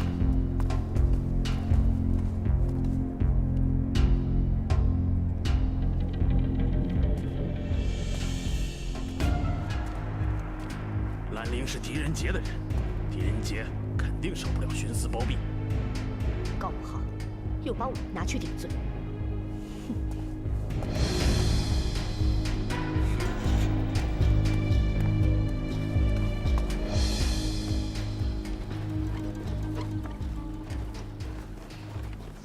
傻书生，我看你不仅是傻，你还无情无义。你怪我没替兰陵说话，还把他关进阁楼。他的这么做，一定有他自己的原因。就算兰陵不是凶手，那黑风寨的人会相信吗？皇上会相信吗？天下人又会相信吗？这嫌疑在我和兰陵之间，不在兰陵和天下人之间。要让大家信服，就必须要找到证据，而证据是让人明白真相的最直接的方法。希望兰陵可以明白，也少一些伤心。可是姐姐她……我们现在唯一的办法，就是找到证据，捉拿真凶，替兰陵洗脱冤屈。那我们去哪儿找呢？这凶手无影无踪，杀了人又转瞬即逝，说不定他真会什么飞天遁地的法术。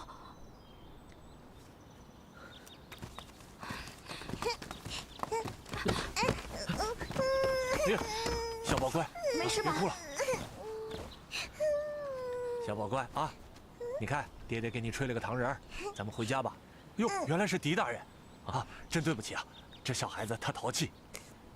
没关系，最近不要让小孩到处乱跑，这寨中不平静。哦，我知道，所以这才赶过来。平时我都不管他的。爹爹，小猴子不见了。哎，没事，爹爹回家再给你吹一个啊。唉，如果我们明天还是找不到凶手，那朝廷会不会连黑风寨的小孩都不放过？红阶墨雨，这凶手根本不是什么野心人，也不会什么法术。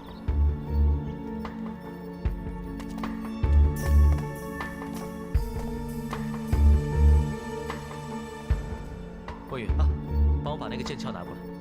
是。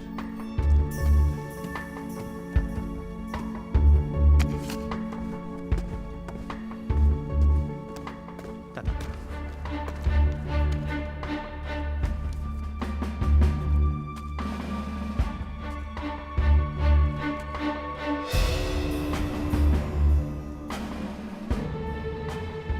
红金，可否借你的发钗一缕？墨雨，帮我扶一下。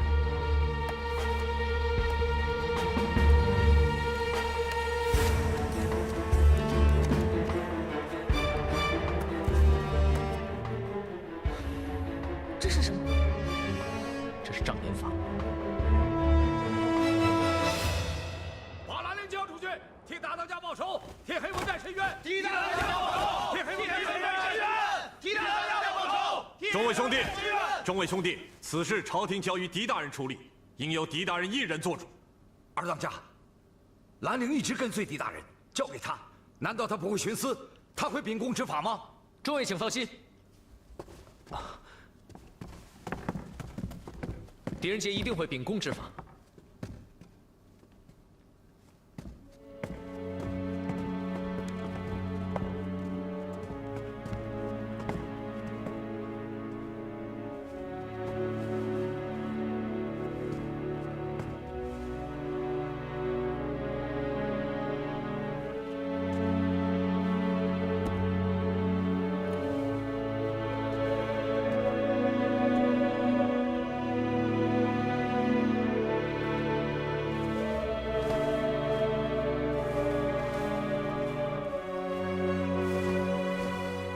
狄大人，您这是？20年来，大当家率黑风寨众兄弟行侠仗义，积善积德。仁杰今日就将这个义字送给大当家，也将真相告诉大家。真相？狄大人，不知你所说是何真相啊？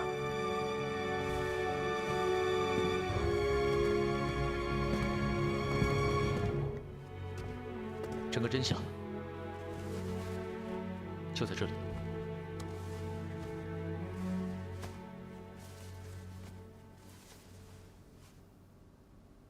蜡屑，对，这就是我在剑鞘中找到的蜡屑。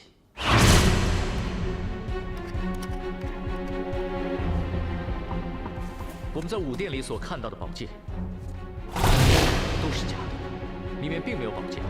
凶手之前早就把它偷走，而凶手正是利用了蜡雕所做的剑柄，放在这剑鞘之上，以假乱真而已。你是说这剑柄是蜡雕做的？也就是说，剑鞘里头只有剑柄，没有宝剑？没错，二当家，凶手处心积虑地制造这场大火，不仅仅是为了制造将军鬼魂返回来复仇的假象，更重要的是，他要将这剑柄融化。让我们误以为，这宝剑就是在我们进入武殿之后被偷走的。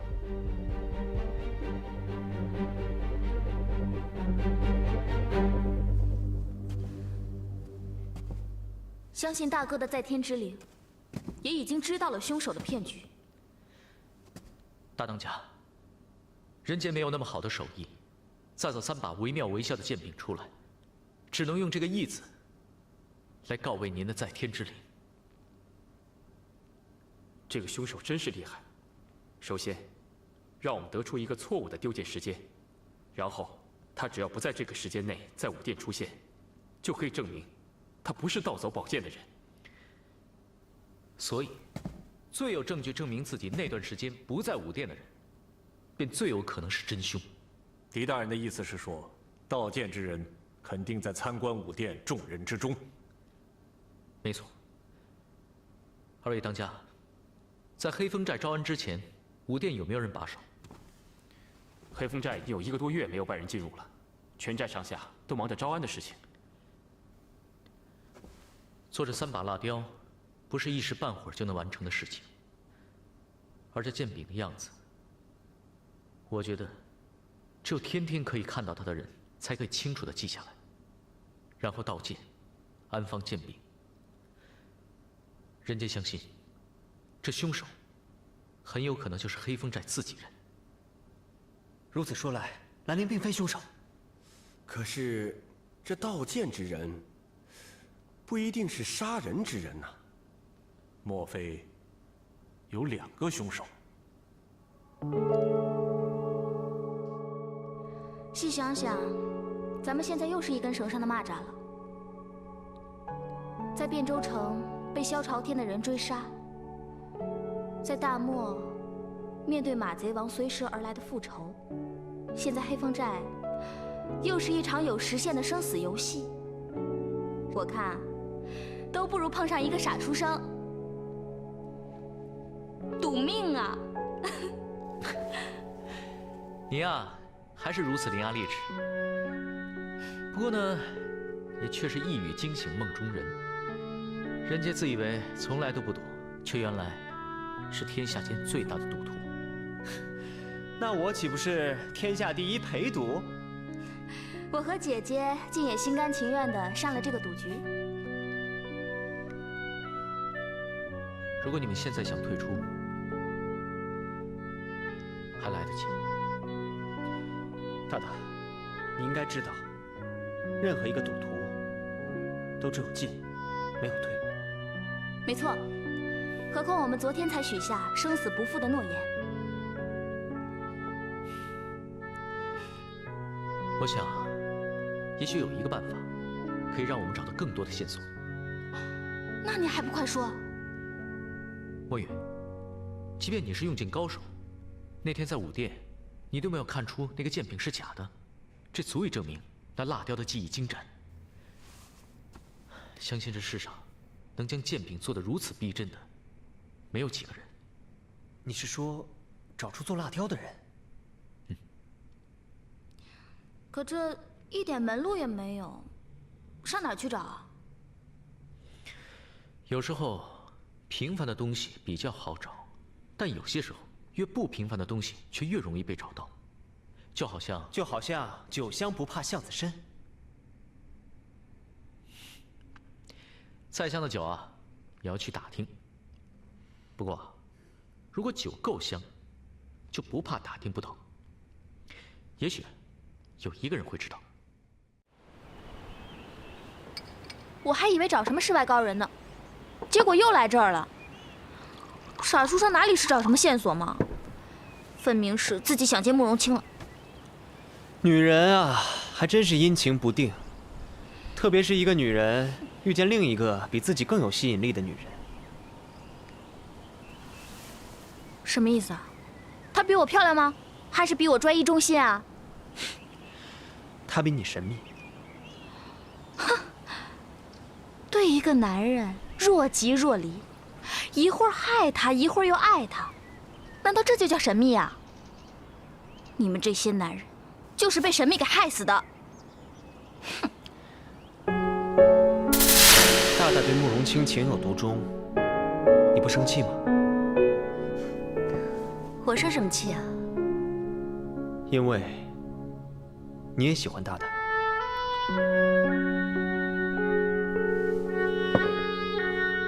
我跟红姐有过约定，绝对不会再争同一个男人。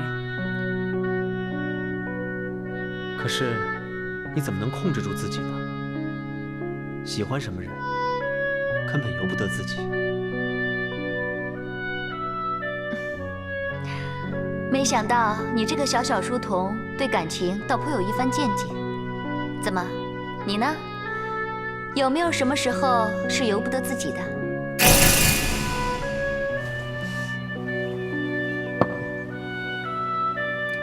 有一种神秘，是他随时可以看穿你，而你永远不明白他。有时候，男人就算被这种神秘给害死，也是甘之如饴。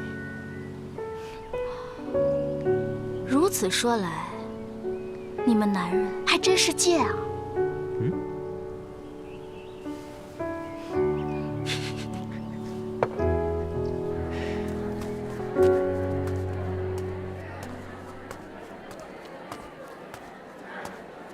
你这个怎么样啊？结不结实啊？啊，你放心吧，啊，我这个质量绝对过关，你买回去啊，很值的。老板，请问一下，这鬼府作坊怎么走啊？不知道，别妨碍我做生意。哎，这位兄弟，真的很值得。鬼府神器可不是谁都能找的。这个弓啊，为什么？这神器虽然手艺不错，但是个性古怪，一言不合便拔刀相向。让你这么一说，我倒更感兴趣了，必须见他一面。这位小哥，可否告诉我，这鬼府作坊怎么走啊？啊，往前，直到没有店铺的时候，你就看见。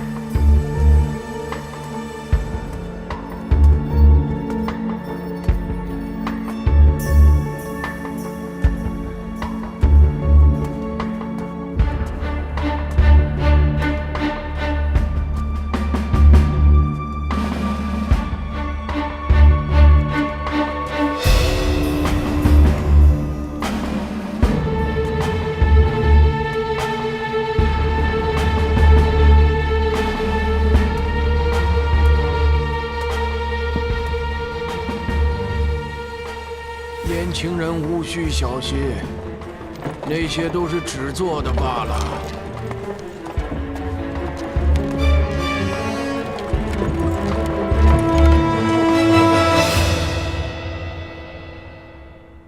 前辈是鬼斧神器？哼，世上哪有那么多的鬼神？我只是一个瞎了眼的老匠人。前辈大门敞开，就不怕这些东西被人拿走吗？做生意本就应该大门敞开，而这些东西不是纸做，便是木雕，在普通人眼里是不值钱的赝品。可在晚辈看来，这些都是精美绝伦的艺术品，都是无价之宝。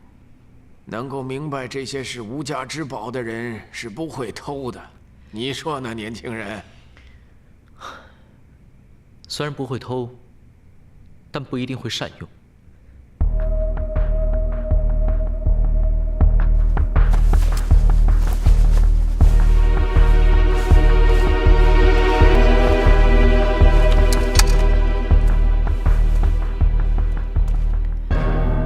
前辈可记得这2把宝剑？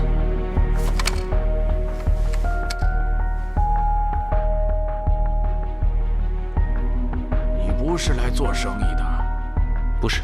你是来打探消息的？正是。你也看到了，我是一个瞎子，而且我做生意只懂收钱，不问其他。看东西不一定需要眼睛。前辈眼盲心明，否则怎么会做出这么多的绝世珍品？又如何只从晚辈的区区脚步声中就可以判断出晚辈是一个年轻人呢？废话，不是废话。晚辈知道前辈立下了规矩，绝不会透露任何一个客人的消息。晚辈此次前来，是因为这件事关乎着300多人的性命。开门！给我开门！你们这些灵人，唱戏咒死了屈大人，还要搭上300多条黑风寨弟兄的命。我黑大虎今天说什么要把你交出去？开门！说得好，把他们交出去。这地方，老娘一天也不想待了。这些灵人啊，竟敢让本大爷出手！你住手！我说过了，只有狄仁杰的命令才可以抓人。小妹妹，狄大人都把你关起来了，你还向着他？说不准他为了向朝廷交差，把你也给舍出去呢。还跟他废什么话？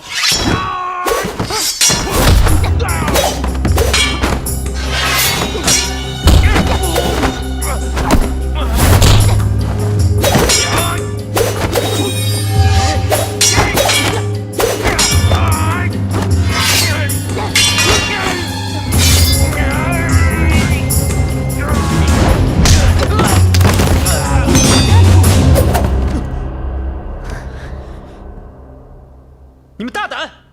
我和红巾奉狄大人之命再来审案，都老实点。如此说来，我这3把剑柄蒙蔽了众人的双眼，帮助凶手瞒天过海。没错，天杀的，糟蹋了我这好东西。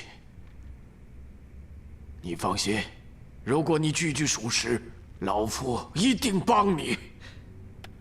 仁杰，多谢前辈。什么？仁杰？你是狄仁杰？正是。晚辈汴州判总狄仁杰，奉皇上之命，查办屈大人在黑风寨被杀一案。狄大人，你还是请回吧。狄仁杰，真怀疑我是凶手吗？姐姐，傻书生他是相信你的，只是他更需要找出证据，让所有人都相信。你不用急，大大已经找到了线索。前辈选择不帮助仁杰，难道是和我的身份有关？我这一辈子最恨的就是官府中人，我这双眼就是被官府弄瞎的，还有我的妻儿，都是被官府所害而死。我曾发过誓，我与官府中人不共戴天。要我帮助官府破案，就算杀了我，也不可能。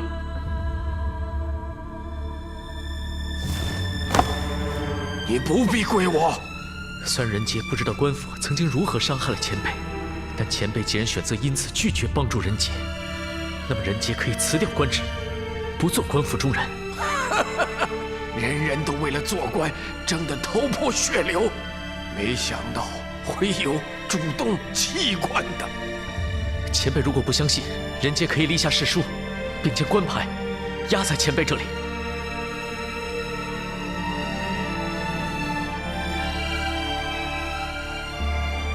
狄大人，我看你还是不要辞官了。前辈，请您一定要相信人杰，人杰一定说到做到。你给我出了一道难题，无论如何，我不会违背誓言帮助你，但你可以自己帮助自己。前辈的意思是？你可听过一首诗：咫尺江山小义大，须臾富贵有还无。日月楼台起庄处，人人应语宁人书。我所知道的全在里面了。若你猜对，可能会助你破案；若你猜错，也许会引你误入歧途。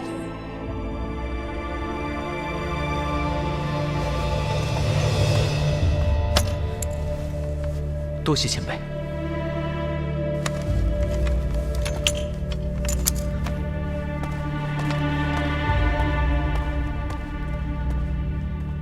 好官难得呀！真没想到，这剑早就被人偷走，而剑柄是蜡做的。狄仁杰找到做蜡雕的人了吗？大大一早便下山了，想必现在应该有所收获。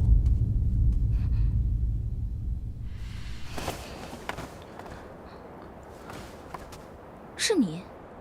我是想来谢谢你们的。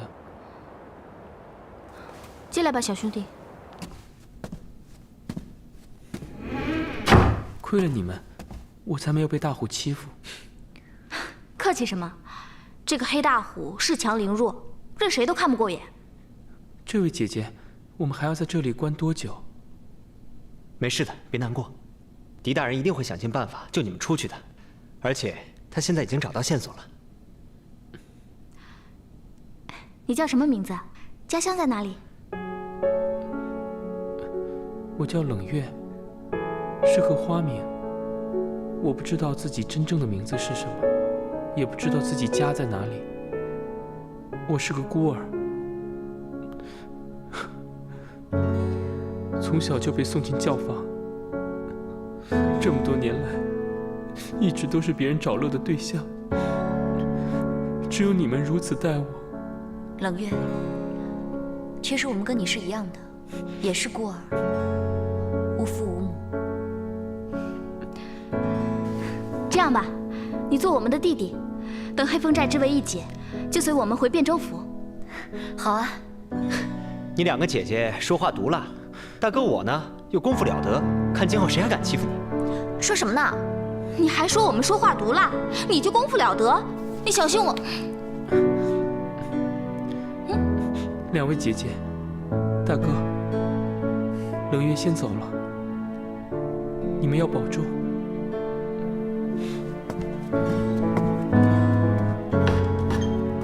兰陵，大大也该回来了，我们也该走了。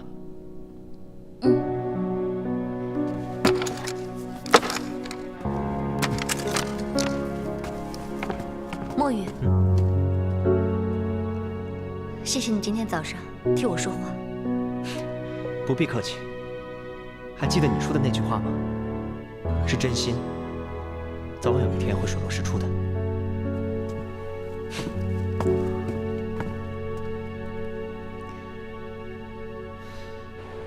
咫尺是江山小义大，须臾富贵又还无。日月楼台起庄处，人人应语宁人说。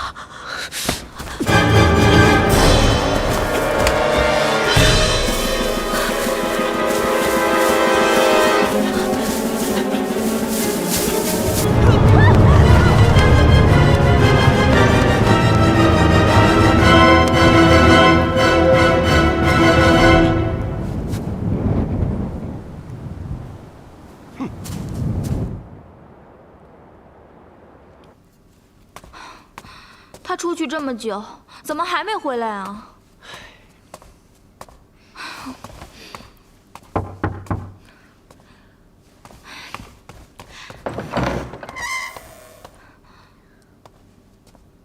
你是蒲王的人？是，殿下派我来通知你们，狄大人可能出事了。什么？你说我家大大出事了？殿下派慕容姑娘暗中保护狄大人，并告知天黑之前无论归来与否都要报平安信。可是直到现在，殿下仍未收到慕容姑娘的平安信。慕容清保护狄仁杰，他怎么可能保护狄仁杰呢？现在不是说这个的时候，我们得赶紧去救大大。殿下已经在派人去寻找了。殿下还嘱咐说，狄大人一定是在回山的灵山中遇危的，因为大军驻守，凶手根本出不了山的。你熟悉这里的地势，可知上山最便捷的路径？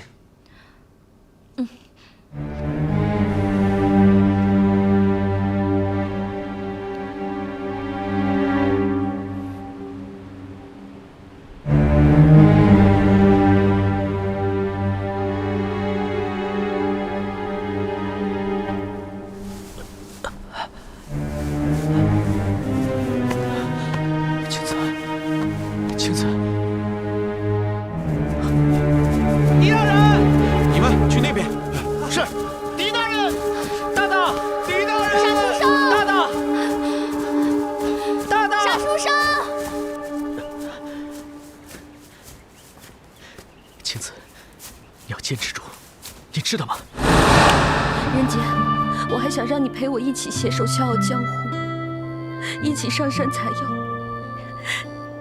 一起研究医术，一起做药王山庄的主人。要我一个人承受这些，我真的承受不起。妻子，你就任心丢我一个人在这儿？我知道你和殿下订了婚。现在答应你之前的请求，你也要对你说的话负责。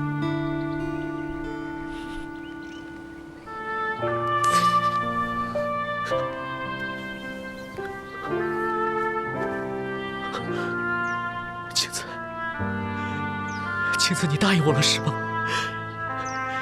青子，你坚持住。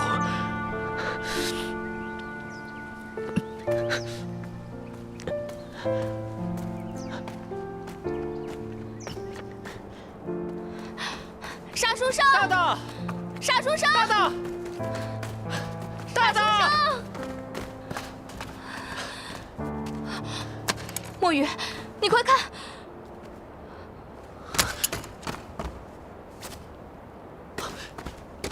这是大的衣服上的。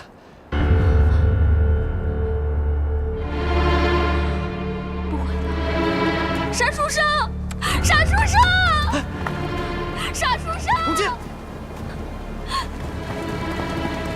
风云，殿下，你看，这是从大的衣服上刮下来的。